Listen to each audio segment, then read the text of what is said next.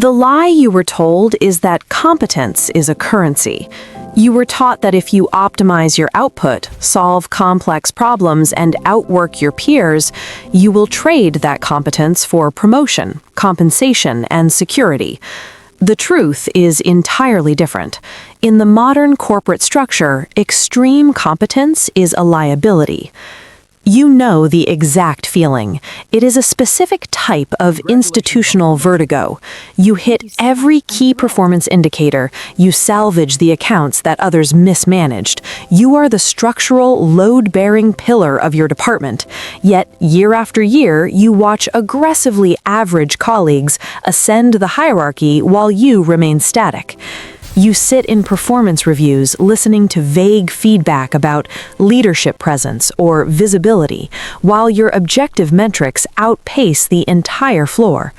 You assume this is a mistake. You assume leadership simply lacks visibility into your contributions. It is not a mistake. Leadership sees exactly what you do. The system is functioning flawlessly, exactly as designed. To understand why you are trapped, you must first remove the concept of malice from your analysis. Your director does not hate you. The executives are not plotting your demise. They are simply operating algorithms of risk management. A corporation is not a family. It is a machine designed to prioritize one metric above all else: stability. Stability requires absolute predictability. Excellence, by its very nature, is not predictable. It is an anomaly. When you consistently overperform, you become a structural anomaly. The corporate system does not reward truthfulness, innovation, or exceptionalism. It rewards those who do not cause operational friction. A mediocre employee who rigidly follows a flawed process is a known variable.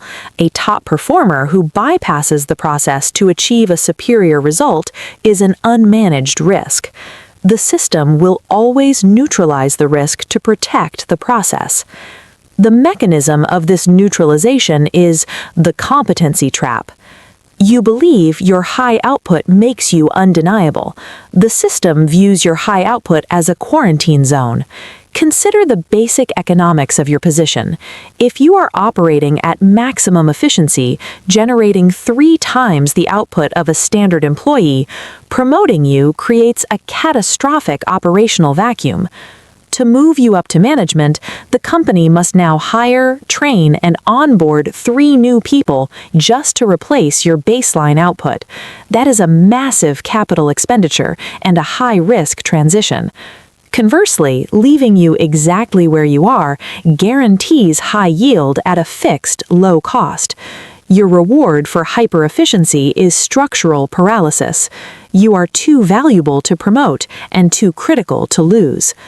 Therefore, your direct manager will actively cap your upward mobility to protect their own department's quarterly yield. They will assign you the most difficult projects because you guarantee a frictionless outcome. They will promote the mediocre employee because replacing mediocrity is cheap and easy.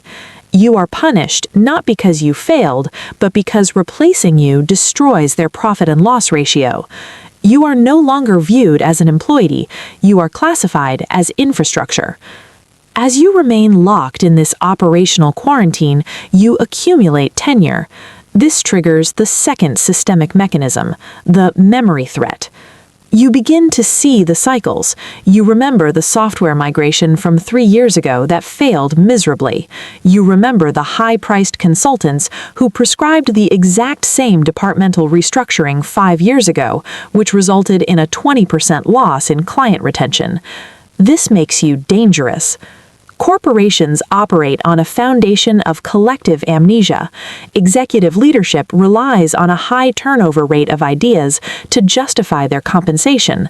When the new VP arrives, they must execute a strategic pivot to demonstrate immediate impact. They require a blank slate to sell recycled solutions as new innovations. Your institutional memory is a direct threat to this process. When the new leadership introduces a fundamentally flawed strategy, they require blind enthusiasm and immediate execution. If you point out the historical data proving the strategy will fail, you are no longer a top performer. You are a roadblock. The system views your experience not as wisdom, but as resistance. They need amnesia to maintain the illusion of perpetual progress. You remember too much. By simply knowing the truth of past failures, you disrupt the narrative required for the current leadership to survive. When the system identifies you as a structural anomaly, either because you are trapped by your own competence or because your memory threatens the current narrative, it deploys human resources to neutralize you. Understand the function of HR. It is not an employee support system. It is the compliance and risk mitigation arm of the corporation. When management needs to sideline a top performer, they cannot use objective metrics because your numbers are flawless. They must shift the battleground to subjective metrics. They use a specific operational code to justify your stagnation. You must decipher this language. They will not say you are too expensive to promote. They will say you lack cultural fit. Cultural fit is not about whether people like you. It is a metric of obedience. It means you no longer blindly accept top-down directives without analytical pushback. It means you have developed the confidence to question inefficient workflows. They will say the team requires more agility.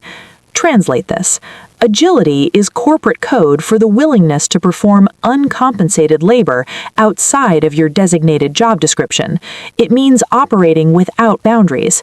If you enforce boundaries to protect your focus and output, you are deemed inflexible. They will state that the department is moving towards a high-energy environment.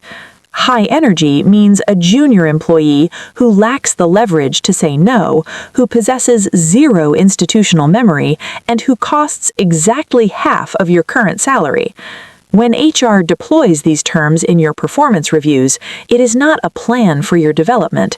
It is the system signaling that your cost-to-compliance ratio is no longer profitable. They are building a paper trail of subjective deficiencies to counter your objective excellence.